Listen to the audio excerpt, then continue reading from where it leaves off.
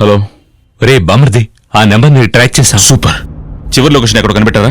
Vizag railway station దగ్గర on అయ్యి of అయింది. సూపర్ రా. నేను ఇప్పుడు అక్కడే ఉన్నాను. రవిగాండి కనుక కనిపెట్టామంటే సమస్య అంతటితో అక్కడే తీరిపోయినట్టేరా. బామర్ది, నాకెప్పుడు రా విడుదల?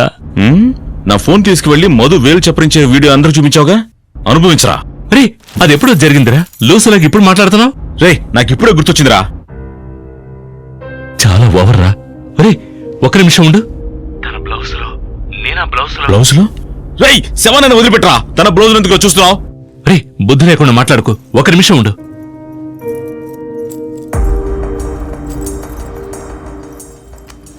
తన బ్లౌజ్ లో ఓ పర్స్ ఉంది. 1 2 3 4 6,500 క్యాష్ ఉంది. ఓ పేపర్ కూడా ఉంది. కొన్ని నెంబర్స్ ఉన్నాయి. ఏ నంబర్? 157 158 159 160. ఈ నెంబర్స్ కి మర్డర్ కి సంబంధం ఉందనుకుంటున్నాను. సరే, అది అలాగే మెసేజ్ చేయి. రే బామర్ది, ప్లీజ్ రా, నా వల్ల కావడం లేదురా. ఎలాగైనా నన్ను బయటపడేరా. రే, ఫోన్ పెట్టరా.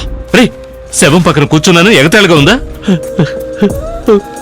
నేను చూస్తుంటే నాకు భయంగా ఉందిరా. నీకేం తెలుసురా? సరే, ఫోన్ పెట్టే.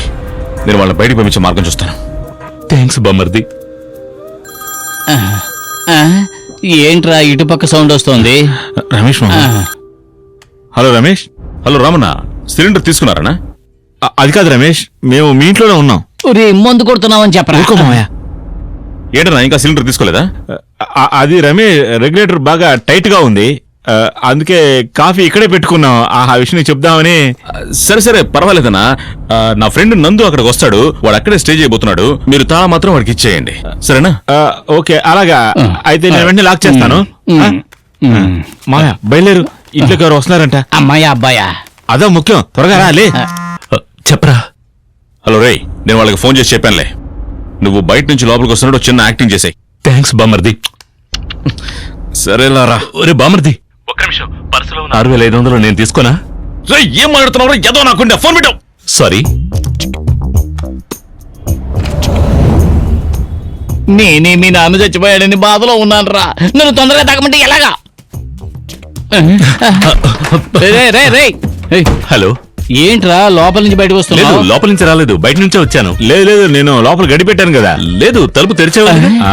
తెరిచుందా?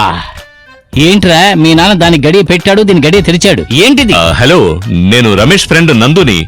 ఇంతకీ మీరెవరు? ఇంట్లో ఎవరు లేరని చెప్పారు. సార్ నా పేరు రాము, కిందింట్లో ఉంటాను.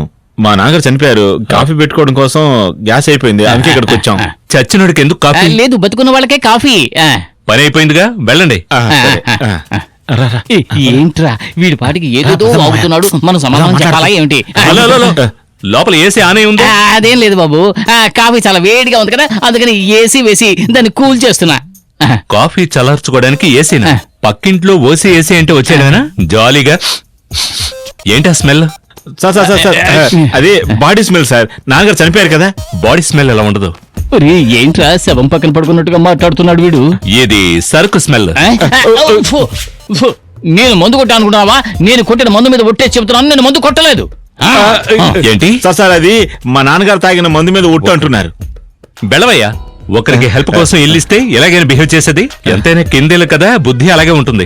నీకు పైన కూడా 2 ఇళ్ళు ఉన్నాయి. హలో, ఓవర్ గా మాట్లాడుతున్నారు. సార్ ఈ విషయం రమేష్ కి తెలియనివ్వకండి సార్. చూద్దాం వెళ్ళు. నీ ఫ్రెండ్ కి చెప్పుంచు, ఇంత పెద్ద ఇల్లు ఉండి ప్రయోజనం ఏముంది? దాంతో పాటు ఒక క్వార్టర్ బాటిల్ కూడా ఉండాలి, అప్పుడే బాగుంటుంది. అందరూ సంతోషంగా ఉంటారు. ఓవర్ గా మాట్లాడుతున్నారు. మర్చిపోకుండా నీ ఫ్రెండ్ కి చెప్పు. ఏంటి గొప్పగా వాగుతున్నావు? బయటికి రారా, నీ గుడ్లు పీకేస్తాను.